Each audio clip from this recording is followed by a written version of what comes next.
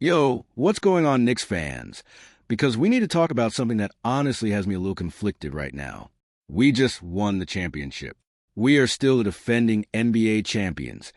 Let that sink in for one more second, because that never gets old. But while we're all still riding that high, the front office is already staring down a decision that's going to make a lot of us uncomfortable, and it involves a guy who bled for this team. I'm talking about Miles McBride. Before we get into it, if you're new here, smash that subscribe button because we cover every single angle of this Knicks roster, the good, the bad, and the stuff that's about to make you yell at your screen. And if you agree with anything I say in the next 10 minutes, or if you think I'm dead wrong, I want to know. Drop a comment. Let's argue about it. That's what this channel is for. Okay, so here's the situation. Winning a title is supposed to be the reward, right? You finally get to run it back. You keep your guys together. You don't blow up a winning formula just because you can. That's the dream scenario. And to their credit, the front office has done a solid job holding on to most of the core that got us here. But championship rosters cost real money, and this front office is now bumping up against a wall they can't just walk through. We already watched Mitchell Robinson walk out the door in free agency. That one stung a little, but most of us understood it. Now Miles McBride might be next, and this one hits different for me. McBride is heading into the final year of his deal, and from everything coming out of the building, it does not sound like a max effort push to extend him is happening, which means one of two things. Either they ship him off before the trade deadline for something useful, or they just let him walk in free agency and get nothing but a cap number back. As a fan, I hate both of those outcomes. This is a guy who has scrapped, defended, hit big shots, and given this fan base everything he's got. And now business might push him right out the door. That's the ugly side of winning. Nobody wants to talk about it during the celebration, but it's real. Here's a comment I want to see below. Tell me honestly, would you rather this team pay Miles McBride and risk the tax bill, or move on and reload somewhere else? I genuinely want to see where this fan base lands on that. Now here's where it gets interesting. And here's why this front office might actually have a way out of this mess that doesn't feel quite as brutal. José Alvarado. Remember how we got him?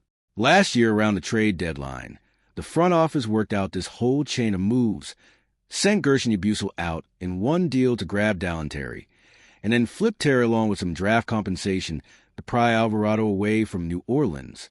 At the time, some fans were scratching their heads over it. Not anymore, because when the lights got the brightest, in the actual NBA Finals, Alvarado was out there making winning plays that mattered. This guy competed like his hair was on fire every single possession, and it got to the point where Mike Brown looked at his rotation in the deciding game for one of the biggest games in franchise history, and decided he trusted Alvarado over Mcbride'S to close it out. Think about that for a second. Over Mcbride'S. That's not a small vote of confidence. That's the coaching staff telling you exactly who they believe in when everything is on the line. So this offseason, when Alvarado hit unrestricted free agency, the front office didn't hesitate. They got a new deal done. 3 years, $14.4 million. And look, say what you want about this front office's spending habits, but that number is a bargain for what he brings. That's a steal in this market. If you think that Alvarado contract is one of the smartest value signings this front office has made in years, drop a like on this video right now. I want this take to actually reach people. But here's the part that stings if you're a Miles McBride fan like me. Locking up Alvarado on a long, affordable deal basically hands the front office an exit ramp. Why stretch the budget to keep McBride around on a pricier new contract when you've already got a guy who just proved in the finals that he can guard? He can pressure the ball, he can hit big shots, and he costs a fraction of the price. From a pure business standpoint, I get it. I understand cap sheets. I understand asset management. But understanding it doesn't make it hurt less watching a guy who helped build a championship potentially get squeezed out because a cheaper option stepped up at the right time. And that's the brutal truth about this era of the NBA.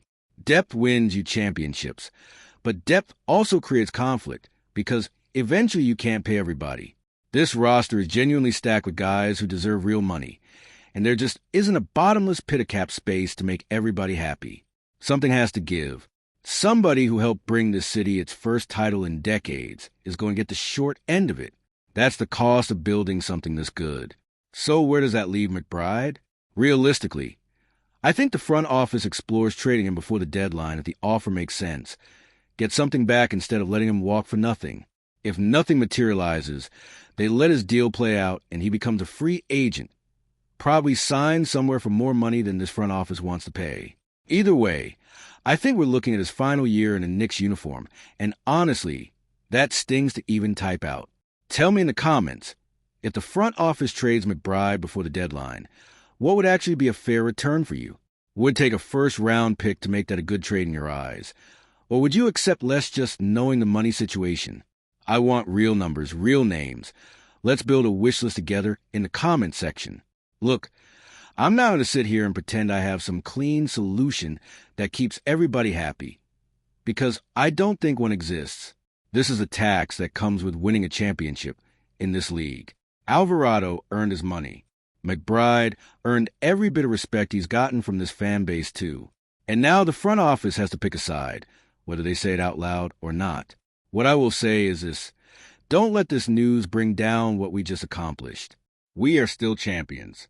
Whatever roster moves happen this season, that banner is already going up, but it is fair, and honestly it's healthy, to be a little frustrated watching business decisions potentially push out a guy who bled for this franchise. That's what being a real fan is. You love the players, but you also live with the front office's spreadsheet.